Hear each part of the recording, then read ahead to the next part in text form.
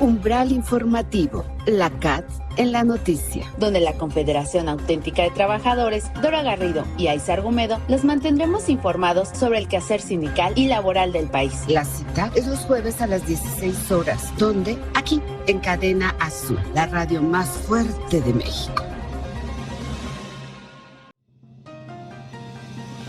Umbral Informativo, la CAT en la noticia. Comenzamos.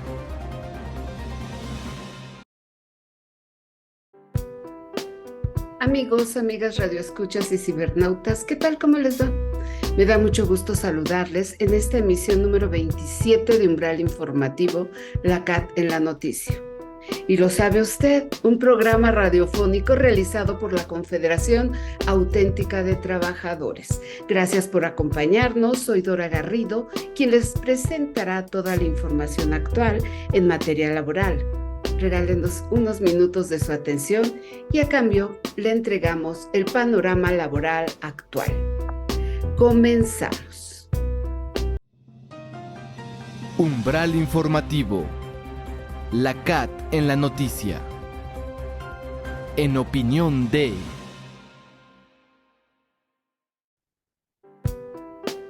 Y bien, para ponernos en marcha, escuchemos al maestro Ricardo Espinosa López, secretario general de la CAT. ¿Qué tal? ¿Cómo estamos? Hoy nuevamente en opinión de, vamos a tratar un tema también nuevamente que tiene que ver con los sindicatos. Y poco se habla de un instrumento jurídico obligacional para los sindicatos, que son los estatutos. ¿Qué son los estatutos? Pues son las reglas que rigen la vida interna de las organizaciones sindicales, además de que contienen derechos y obligaciones para los socios. Estos están regulados en el artículo 371 de la Ley Federal del Trabajo. Es un instrumento vital para la vida de los sindicatos. Es donde se garantizan los derechos de los trabajadores que están afiliados a un sindicato, incluso para la desafiliación del propio sindicato, las sanciones de los trabajadores dentro de la vida sindical. Los estatutos vienen siendo un complemento muy importante derivada de la expresión de la libertad sindical, aquella en la parte que se refiere a que los sindicatos pueden constituir sindicatos. Y en esta constitución de los sindicatos se establecen las reglas internas que se llaman estatutos, las reglas que rigen la vida interna de la organización y son el producto de la autonomía de los sindicatos. Si bien es cierto, la Ley Federal del Trabajo pues establece ciertos contenidos obligacionales, pues también es cierto que deja autonomía a las organizaciones sindicales para poder ampliar este radio de acción, de contenido, de obligaciones, de derechos, de procedimientos. Normalmente deben ser a favor de los trabajadores, pero también no olvidemos que una vez que un sindicato se ha constituido, tiene vida propia, tiene personalidad, tiene patrimonio propio, tiene autonomía y tiene una serie de actividades inherentes al sindicato que van más allá de los trabajadores. Eso sí, nunca en contra de los derechos de los trabajadores. También, derivado de la libertad sindical, pues este es un derecho protegido por derechos humanos laborales de carácter colectivo, que protege la Constitución en el artículo 123 al poder formar sindicatos. No olvidemos que el sindicato es la asociación de trabajadores o patrones constituida para el estudio, mejoramiento y defensa de los intereses de sus agremiados. Y en base a eso, la libertad sindical para poder constituir los sindicatos conlleva a la autonomía. Y esa autonomía le permite a los sindicatos autodeterminarse en muchas formas, ¿no? El sindicato pasa por la etapa de la gestación de los órganos constitutivos y de la directiva sindical. Y esta directiva sindical forma parte de los órganos de representación de la organización sindical. Podemos encontrar en la estructura sindical órganos directivos de representación, órganos directivos legislativos, órganos directivos de vigilancia y órganos de fiscalización. Los de representación, pues los comités ejecutivos, por ejemplo. Los legislativos, la Asamblea General o las asambleas especiales que se pueden generar. Los órganos de vigilancia, la Comisión de Vigilancia y Fiscalización, que supervisa muchas veces la cuestión del patrimonio sindical, el ingreso y los egresos.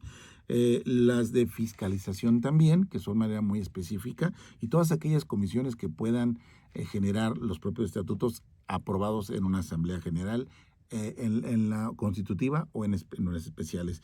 Tiene el objeto, el domicilio, la identidad, que es el nombre, es su radio de acción, en donde puede activar el sindicato, ¿verdad?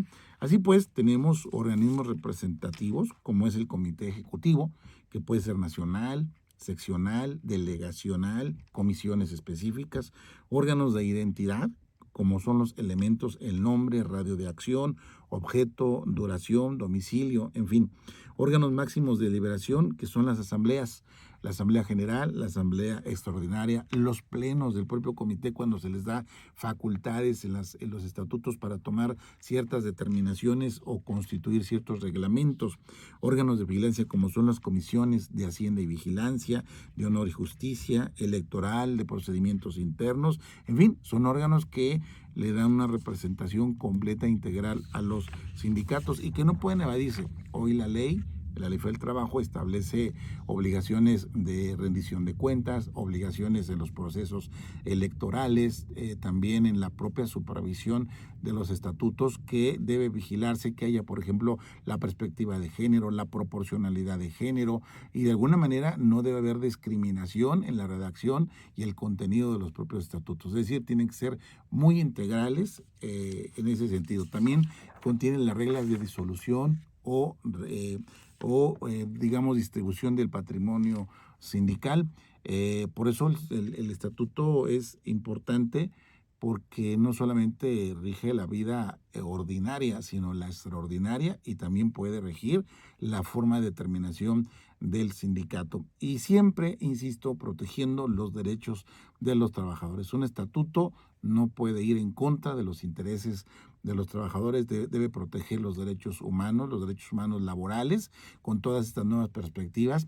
Debe vigilar también que se cumplan las normas internacionales, todos aquellos convenios de la OIT aplicable a la vida interna de los sindicatos, y que se puedan plasmar en los estatutos o que se plasmen en los estatutos sindicales. Deben observar este tipo de intereses. ¿Cuáles intereses? Los intereses de los trabajadores. Es importante porque aquí se va a determinar cómo se elige la directiva, qué periodo tiene la directiva, cuántos y quiénes integran a la directiva, cuál es el procedimiento de la elección de la directiva, la transparencia en la elección de la directiva, muchas veces el monto de las cuotas sindicales cuando se apruebe, o aportaciones extraordinarias, e inclusive beneficios económicos para los trabajadores asociados del sindicato. Es decir, es el conjunto de normas que rige la vida interna de una organización sindical, que genera derechos y obligaciones para los trabajadores. Gracias. Corte. El conteo 5, 4, 3. ¿Qué tal? ¿Cómo estamos? Hoy nuevamente en Opinión de vamos a tratar un tema también nuevamente que tiene que ver con los sindicatos. Y poco se habla de un instrumento jurídico obligacional para los sindicatos, que son los estatutos. ¿Qué son los estatutos? Pues son las reglas que rigen la vida interna de las organizaciones sindicales, además de que contienen derechos y obligaciones para los socios. Estos están regulados en el artículo 371 de la Ley Federal del Trabajo. Es un instrumento vital para la vida de los sindicatos. Es donde se garantizan los derechos de los trabajadores que están afiliados a un sindicato, incluso para la desafiliación del propio sindicato, las sanciones de los trabajadores dentro de la vida sindical. Los estatutos vienen siendo un complemento muy importante, derivada de la expresión de la libertad sindical, aquella en la parte que se refiere a que los sindicatos pueden constituir sindicatos. Y en esta constitución de los sindicatos se establecen las reglas internas que se llaman estatutos, las reglas que rigen la vida interna de la organización. Umbral informativo. La CAT en la noticia. La entrevista. Hoy la Federación Obrera Sindicalista del Norte nos platicará cómo realizaron sus legitimaciones de contratos colectivos de trabajo, entre otra información. Hola, ¿qué tal, amigos? Bienvenidos a nuestra emisión de Umbral Informativo, la CAT en la noticia. El día de hoy tenemos como invitado al licenciado Marco Antonio Villanueva Camarena, secretario general de la Federación Obrera Sindicalista del Norte. Bienvenido, licenciado. Muy buenas tardes. Muchos saludos a ti, Dora, y a todas las personas que nos escuchan y nos ven. Claro que sí. Pues vamos a entrar en materia. Nos gustaría que nos platicara con la modificación a la Ley Federal del Trabajo. Mucho se habla de la importancia de estar o no sindicalizados. ¿Usted qué piensa al respecto? ¿Qué tan importante es? Bueno, es importantísimo estar sindicalizado, toda vez de que hay una garantía para los derechos de los trabajadores. Cuando alguien no está sindicalizado, tiene los derechos mínimos que establece la ley, pero siempre en el contrato colectivo de trabajo, siempre se incluyen mejoras a favor de los trabajadores, como pueden ser más vacaciones, como pueden ser mayor número de descanso, etcétera, pero todo eso se pacta en el contrato colectivo de trabajo. Entonces el trabajador tendría como sus derechos establecidos de tres maneras. Uno en la Ley Federal del Trabajo, otro en su contrato individual de trabajo y otro en su contrato colectivo de trabajo, haciendo esto que él tenga una mayor esfera de derechos a su alrededor para poderlos ejercer en un momento dado. Claro, ahorita que usted comenta es que es primero la contratación individual y después la colectiva, digamos, los derechos que tiene el trabajador en la contratación individual en automático pasan a la colectiva más los que se vayan generando, ¿o cómo es esto? Bueno, generalmente en las empresas donde ya existe un contrato colectivo de trabajo, el trabajador se va afiliando. Entonces llega, le dicen, mira, aquí hay un sindicato, ¿deseas afiliarte? No, pues que sí deseo afiliarme. Firman su afiliación al sindicato, en automático se les da una copia del contrato colectivo de trabajo y los contratan ya las empresas y también les dan su contrato individual de trabajo. Cabe señalar que esto es en la teoría. A veces en la práctica muchos de nuestros compañeros y amigos los contratan y no les dan copia del contrato individual de trabajo, sino nada más les dicen, pues ya estás contratado, ya firmaste, ya. Oye, necesito mi copia de mi contrato que acabo de firmar. Posteriormente se te hará llegar, ¿no? Y con el contrato colectivo de trabajo, cabe señalar que antes generalmente nunca se le daba al trabajador. Entonces, ahora con las modificaciones a la ley, es obligatorio darle un ejemplar del contrato colectivo de trabajo al trabajador. Y cuando hay un proceso de legitimación, entonces la autoridad verifica. Oye, te dieron tu contrato colectivo de trabajo impreso y ellos tienen que decir que sí. ¿Conoces a tu representación sindical? Ellos tendrían que decir que sí. Obviamente, si dicen que no o votan en contra, bueno, pues también se toma en cuenta, ¿no? Pero realmente se supone que ya hay un trabajo previo a todo esto. Y en el trabajo previo a todo esto es que ya se presentó el del sindicato, ya hizo su primera asamblea, ya nombraron un delegado y ya pues les dieron un ejemplar del contrato colectivo de trabajo vigente en ese centro de trabajo. Claro. Licenciado, tras la legitimación de los contratos colectivos de trabajo, ¿qué sigue ahora? ¿Qué continúa? Bueno, es algo inusitado, es algo nuevo en el derecho mexicano, porque realmente antes no se daba nada de esto.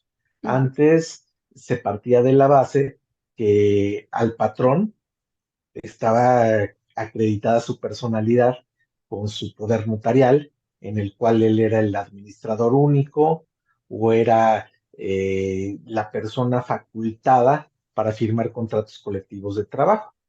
Con ese documento, él acreditaba su personalidad y por parte de la representación sindical, con la toma de nota, el secretario general acreditaba ser el secretario general y entre ellos hacían un contrato colectivo de trabajo que se depositaba en las juntas de conciliación y arbitraje.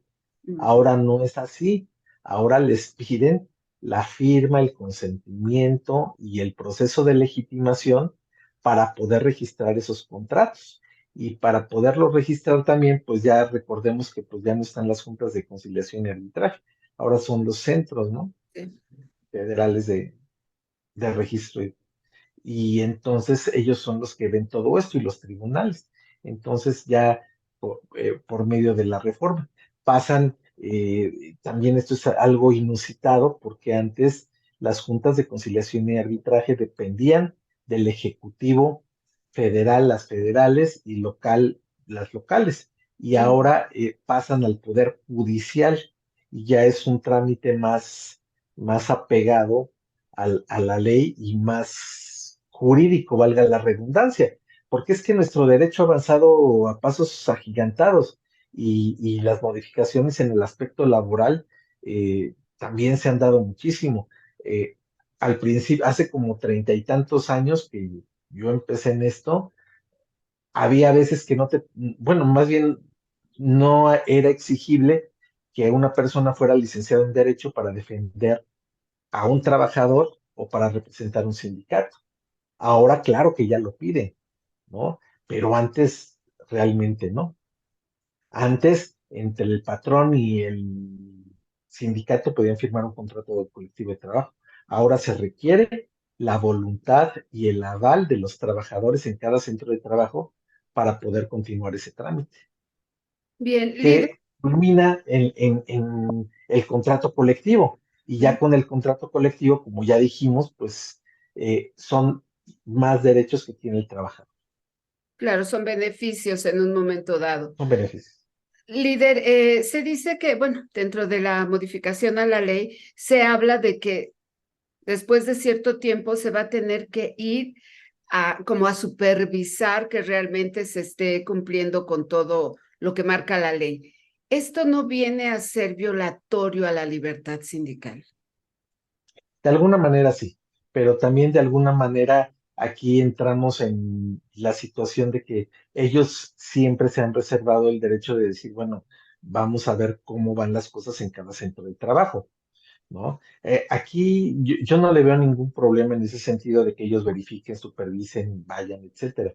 Aquí la situación que yo vería mal es que ya se volvieran injerencistas, ¿no? Que ya le dijeran a las personas qué hacer, cómo hacer, etcétera, ¿no?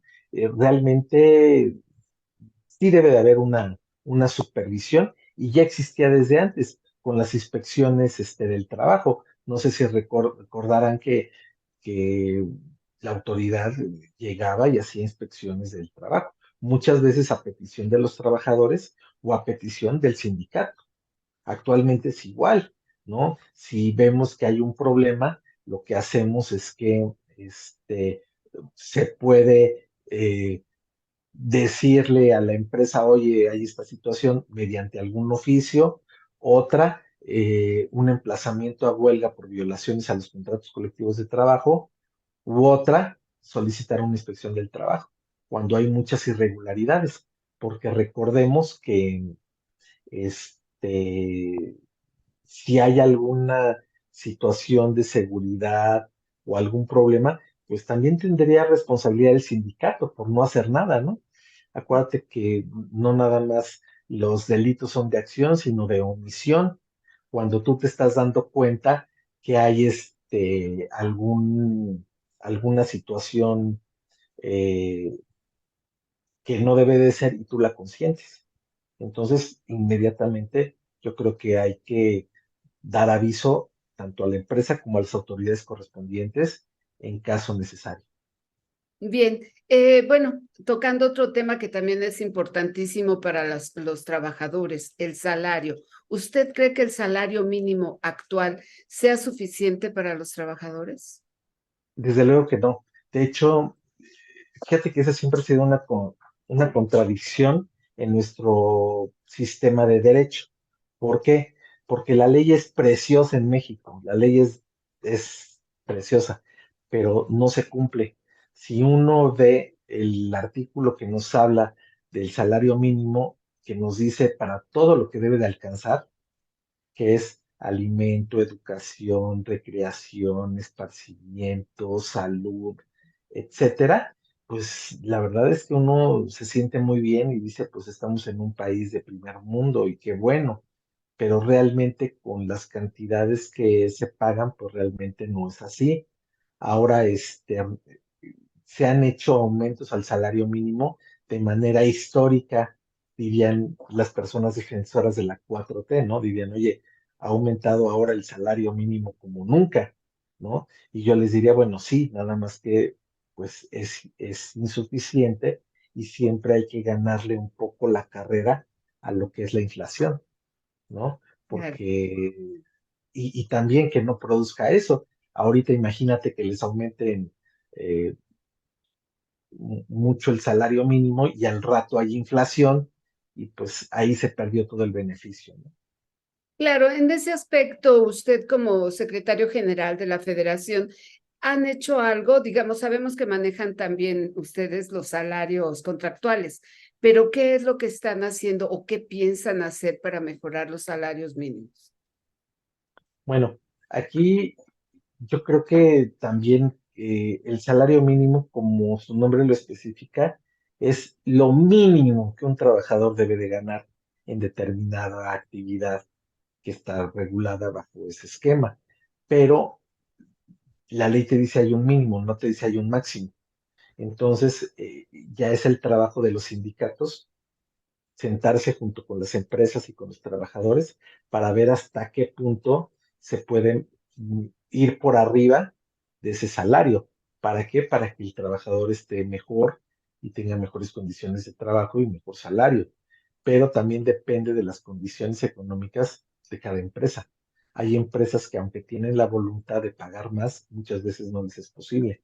Entonces dicen, bueno, por el momento, pues, etcétera, ¿no? Pero cuando en una revisión salarial o contractual se pacta por arriba del mínimo, pues siempre es, es algo bueno cuando se da cuenta el trabajador de que pues se está haciendo lo mejor posible para tutelar sus derechos, ¿no? Porque finalmente eso es lo que busca el trabajador con el sindicato: asesoría, consultoría, litigio, representación y apoyo para que uno, por ejemplo, le pueda decir, oye, aquí hay que presionar, oye, aquí pues no tiene caso, oye, yo creo que ya está bien, etcétera. Entonces, la comunicación entre el sindicato y los trabajadores es básica para poder llegar a ese entendimiento, poderlo plantear a la empresa y obtener un beneficio para ellos.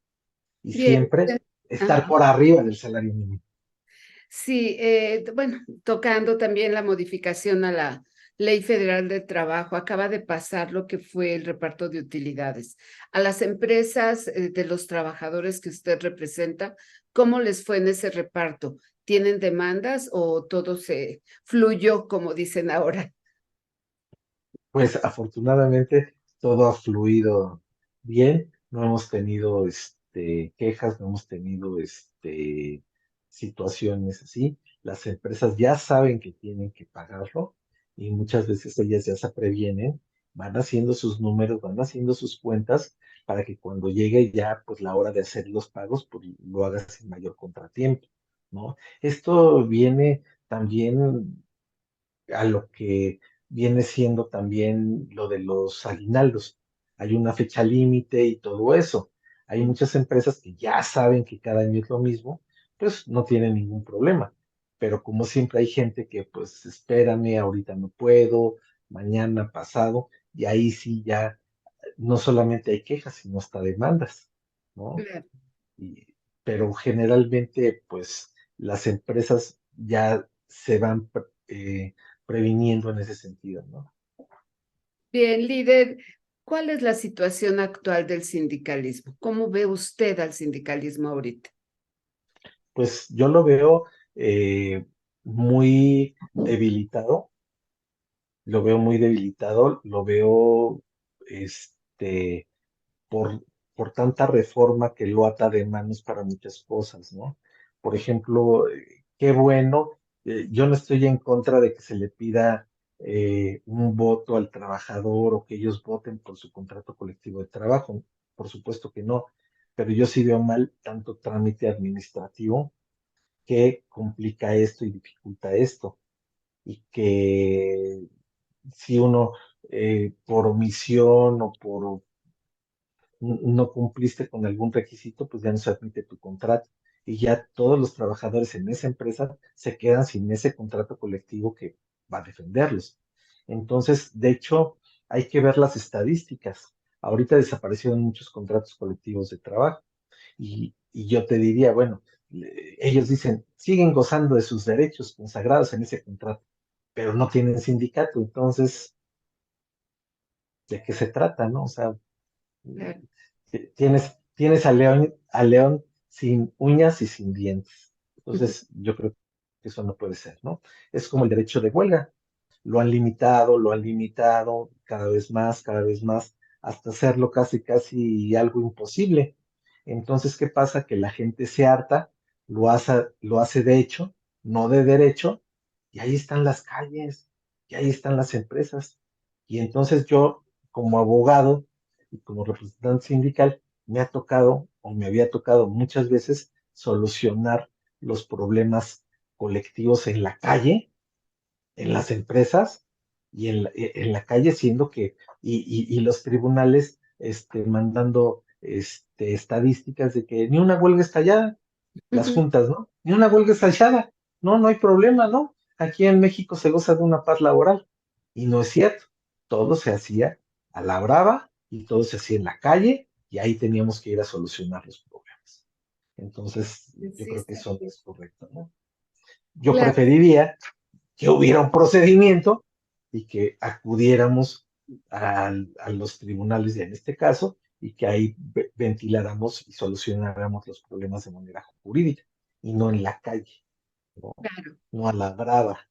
A la Es brava. como, exactamente, y eso ha pasado mucho cuando un ciudadano pide justicia mediante un escrito. Ah, sí, pues luego vemos.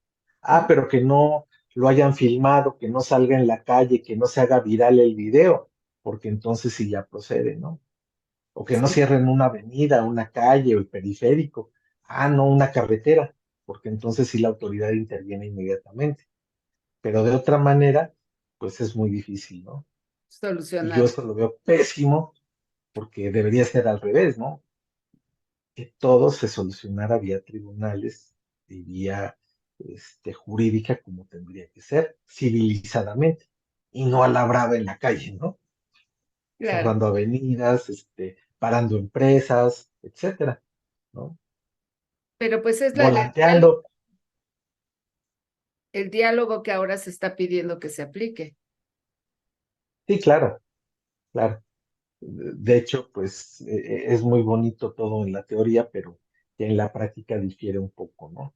Entonces yo sí sería de la idea de que hubiera unas reformas legales en el sentido de que no se limitara el derecho de huelga, y otras reformas en el sentido de ser más sencillo los registros de los contratos colectivos de trabajo, para que mayores empresas y trabajadores eh, gozaran de esos derechos, ¿no? Bien. Bien, licenciado, sabemos que la Federación Mexicana de Colegio de Abogados le acaba de entregar el nombramiento de delegado estatal de la Ciudad de México. ¿A qué lo compromete dicho nombramiento?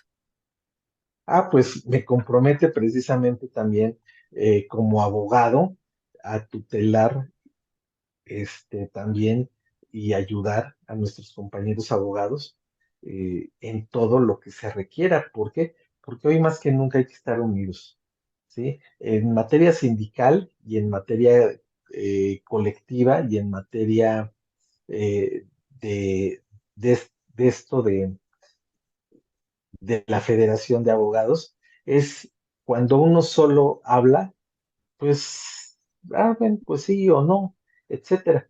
Pero aquí la situación es de que es como las varitas, ¿no? Una sola es muy fácil quebrarla, pero cuando hay 10, 20, 100, es muy difícil, ¿no? Entonces, entre más unidos estemos, es mejor.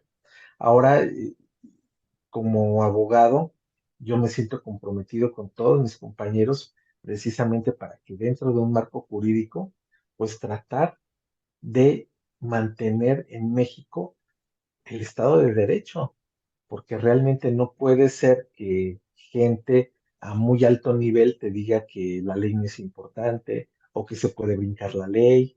o que no me vengan con que la ley es la ley. Al contrario, yo creo que hoy más que nunca hay que respetar el Estado de Derecho y para una convivencia sana entre todos los actores políticos. Muy bien, licenciado, desafortunadamente el tiempo pues ya se nos acabó. Esperamos verlo pronto también para seguir platicando de toda esta situación laboral y bueno, de la aplicación del derecho, que es lo que más falta hace para poder seguir adelante. Muchísimas Yo te, gracias. agra- yo te agradezco mucho este espacio y les deseo que estén muy bien y muchísimas gracias por todo y estamos a sus órdenes como siempre. Muchas gracias. Y a nuestros Hasta luego. radioescuchas y cibernautas solamente les recordamos que continuamos. No se vayan, por favor. Umbral informativo. La CAT en la noticia. Te paso el dato. Veamos qué nos preparó la licenciada Aiza Argumedo.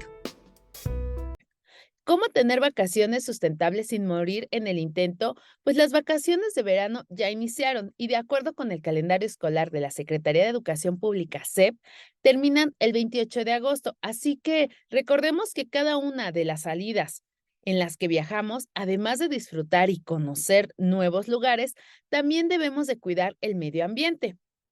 Ser más sustentables. Además que está comprobado que el turismo tiene un gran impacto en el medio ambiente y es muy importante tomar medidas para tener unas vacaciones ecológicas. Es así que la iniciativa de Vida Circular nos recomienda que para tener unas vacaciones más sostenibles tenemos que tomar en cuenta. Estos son algunos tips. Primero, elige un lugar más ecoturístico.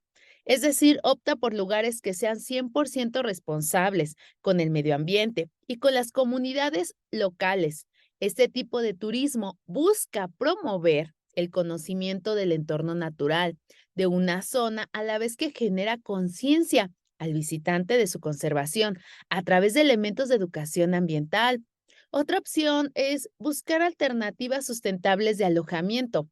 Nos referimos a investigar sobre hospedajes que cuenten con prácticas más sustentables, que optimicen el uso de recursos naturales para reducir el impacto en el entorno y así reducir la huella de carbono. De acuerdo con una plataforma digital, aproximadamente el 72% de las personas que viajan consideran que deben de tomar decisiones de viaje más sostenibles para salvar nuestro planeta. Y bueno, no olvidemos la parte de no dejar tu huella, es decir, que es muy importante prestar mucha atención a dónde depositamos la basura en las vacaciones y mucho más en entornos naturales protegidos. Procura tirar en cada contenedor los residuos correspondientes para su correcto reciclado. La basura no llegó sola. Y bueno, también usa transporte que sea más sostenible, más alternativas. Utiliza medios de transporte como son las bicicletas, los trenes, el transporte público para trasladarte de un lugar a otro. También aprovecha para caminar lo más posible. Y además así vas a conocer más paisajes y bueno, de un pueblo a otro, una playa, un bosque y las grandes ciudades. Y otra recomendación, pues respeta los ecosistemas, no importa si es una gran ciudad o una playa, un pueblo mágico. La forma de interactuar con el entorno es responsabilidad de todos. Lo más importante es respetar la flora y la fauna y todos los paisajes que visitamos para no alterar nuestros ecosistemas. Tomar un descanso de las actividades cotidianas no implica que nos olvidemos de los hábitos que hemos adoptado para cuidar de nuestro medio ambiente. Al contrario, compartamos y difundamos las buenas prácticas e iniciativas para generar cambios positivos. Elijamos tener una vida cada vez más sustentable, una vida circular. Te paso el dato, soy Aiza Argumedo y te invito a seguirme en todas mis redes sociales. Estoy como Aiza Argumedo. Umbral informativo. La CAT en la noticia. Emprendimiento. Nacional Financiera capacita a cooperativas. Sobre este tema, nuestra siguiente información.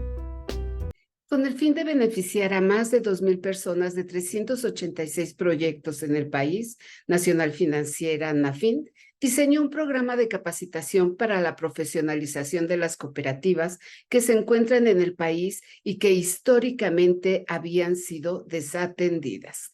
La capacitación y asistencia técnica que brinda NAFIN es una primera etapa. Está orientada en temas sobre espíritu cooperativista, planeación de la cooperativa, gobierno cooperativo, sostenibilidad y diversidad de género.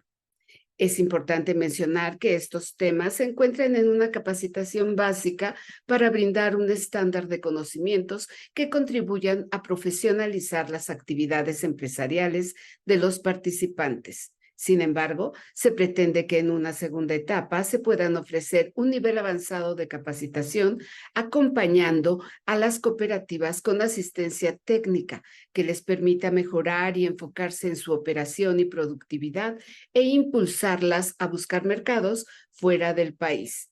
Se estima que se capacite a más de 2,000 personas de 21 estados, cuyas actividades productivas van desde la producción agrícola, apicultura, caficultura, pesca artesanal, elaboración de productos cárnicos, calzado, dulces típicos, textiles y servicios turísticos, entre otros.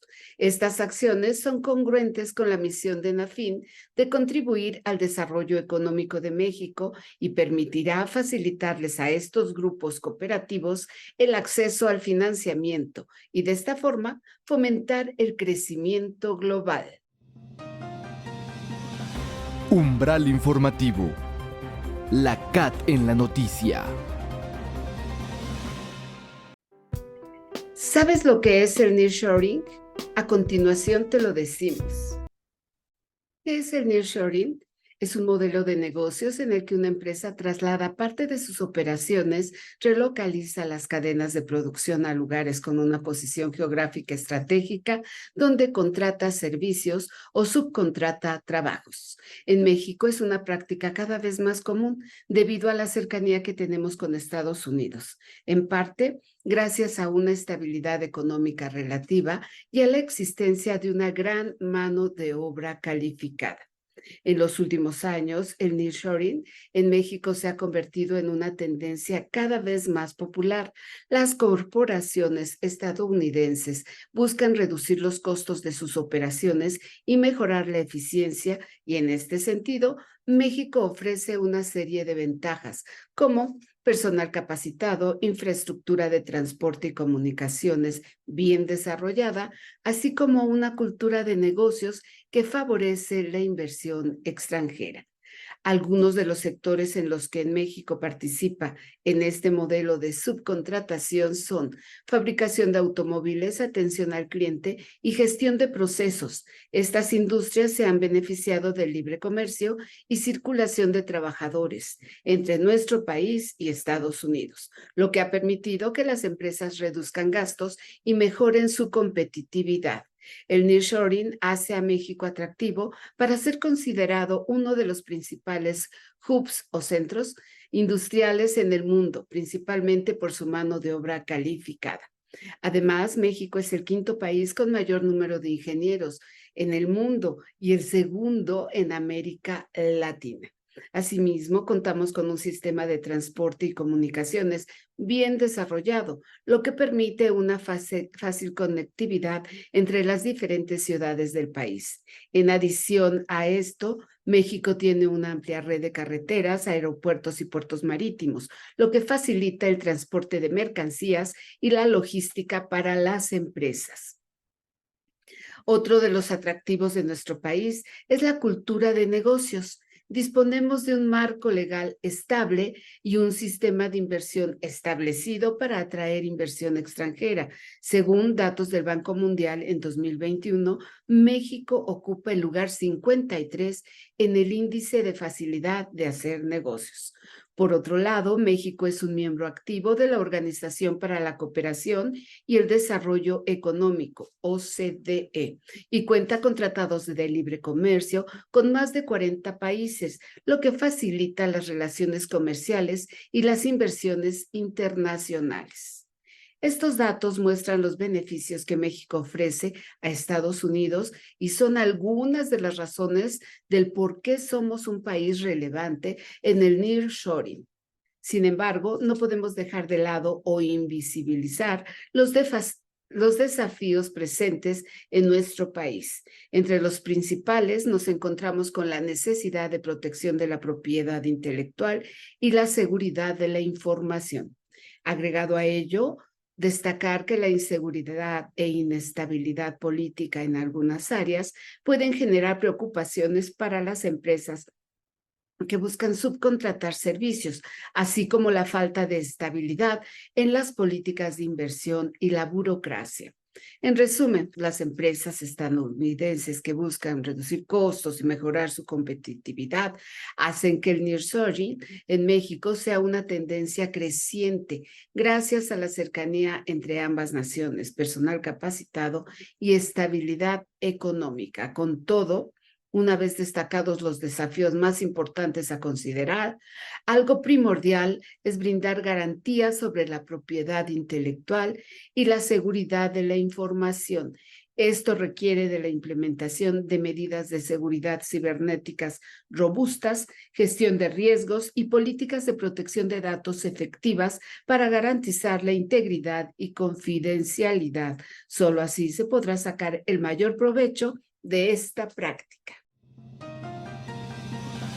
Umbral informativo. La CAT en la noticia.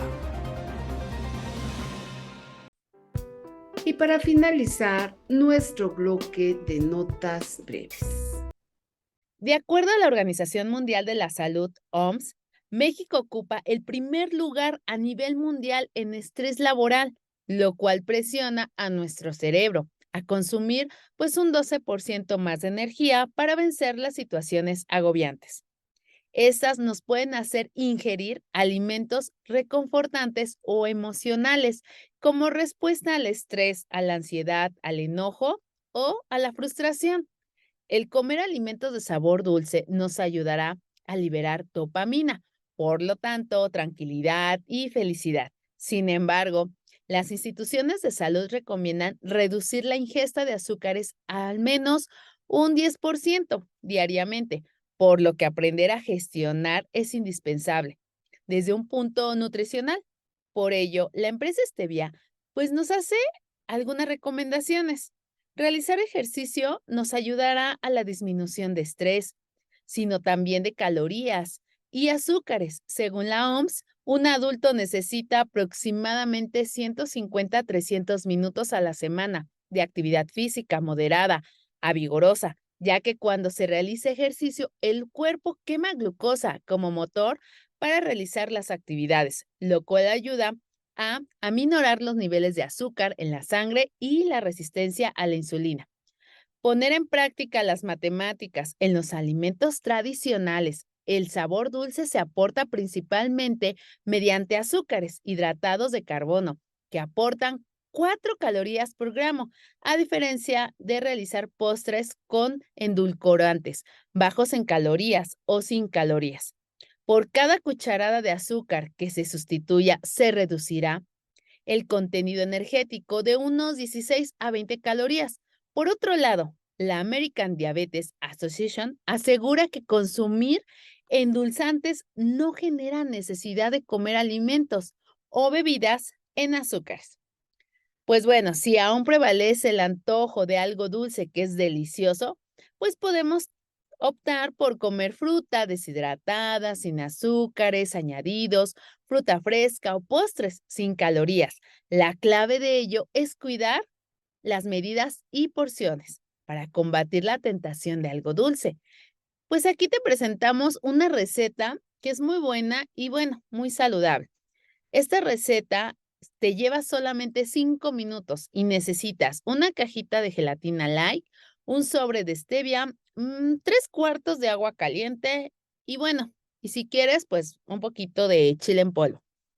Lo único que tienes que hacer es combinar todos los ingredientes y cuajarlos en un recipiente pequeño, previamente engrasado, para que después puedas cortar las gomitas y finalmente las vas a refrigerar por unos 20 minutos. Como parte de esto es una alimentación sana. Las matemáticas, los endulcorantes y el ejercicio son un medio para gestionar, disminuir la ingesta de azúcares y calorías. Las cooperativas han sido históricamente una importante alternativa económica para la población mexicana, sobre todo en el caso de comunidades rurales, en las que este tipo de organización les han permitido no solo un impacto positivo en términos comerciales y económicos, sino también en el desarrollo integral de la comunidad. De acuerdo con datos del Centro de Estudios para el Desarrollo Rural Sustentable y la Soberanía Alimentaria, el Registro Agrario Nacional cuenta con cerca de 35,000 sociedades rurales. Dentro de este número destacan los estados de Oaxaca, Chiapas y Veracruz como los principales. Las cooperativas cuentan con un fin mayor que el puro beneficio económico. Menciona así Andrés Pérez Peña, gerente general de la Fundación ADEO. Los principios básicos que hacen a una cooperativa, sobre todo en un entorno rural, incluyen también mejorar las condiciones de vida de aquellos que la conforman, calidad y nivel. La Organización Internacional del Trabajo, OIT, calcula que las cooperativas generan más de 100 millones de empleos a nivel mundial, adicional a que son un modelo de organización que construye hacia los objetivos de desarrollo más sostenibles. ODS, por su capacidad de reducción de la pobreza y creación de sociedades inclusivas. Es así que la Fundación ADO ha coinvertido en diversas sociedades cooperativas para promover no solo una mejor calidad de vida de los habitantes de las comunidades rurales, sino también en el aprovechamiento de los recursos naturales que les permita ser más sostenibles en el tiempo. Como ejemplo de ello, ha acompañado a cooperativas de cacao en Chiapas y Tabasco, tecnificando sus procesos de producción e impulsando su comercialización. Esta acción se ha beneficiado a los habitantes de las comunidades de Pichucalco, Villahermosa y Comalcalco a través de la motivación a más de 60 mujeres a mejorar su capacidad de trabajo en equipo y propiciar su independencia económica.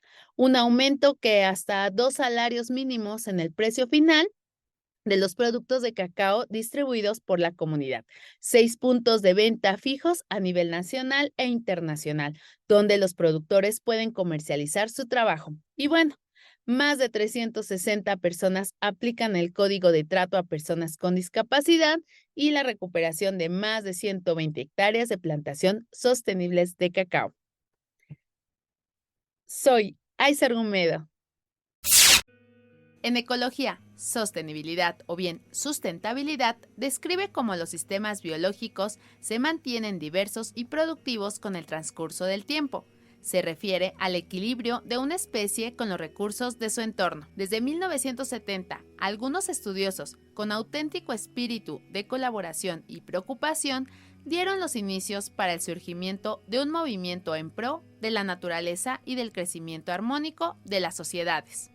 Gracias a todos ellos, actualmente ya se están tomando más conciencia en tanto a ser más sustentables. La sustentabilidad actúa en 3 marcos más influyentes de la sociedad, con el fin de contrarrestar la deficiencia, gestión de recursos y prácticas injustas y ventajosa hacia los diversos sectores. En tanto a lo social, tenemos la calidad de vida, que debe combinarse con los elementos de la naturaleza y el equilibrio ecológico en factores psicológicos, situación social y bondad económica, todos estos limitados por los recursos naturales disponibles. En cambio, a lo económico genera bienes y servicios que incluyen una distribución equitativa del ingreso mediante la competitividad y procesos justos que reduzcan al mínimo el uso de los recursos naturales, materiales tóxicos, producción de residuos y la emisión de los contaminantes. Es muy importante tener en cuenta que el principio de sostenibilidad o sustentabilidad está basado en varios conceptos, que son la ciencia. Es muy importante tener en cuenta que el principio de sostenibilidad o sustentabilidad está basado en varios conceptos, que son en la ciencia de la sostenibilidad y la ciencia ambiental. Un ejemplo típico es el uso de la madera proveniente de un bosque. Si la tala es excesiva, el bosque desaparece.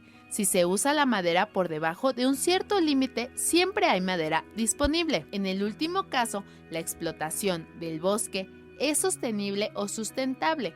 Otros ejemplos de recursos que pueden ser sostenibles o dejar de serlo, dependiendo de su tala de explotación, son el agua, el suelo fértil o la pesca. Cuando se excede el límite de la sostenibilidad, es más fácil seguir aumentando la insostenibilidad que volver a ella. Tenemos que ocupar lo necesario sin llegar a los extremos.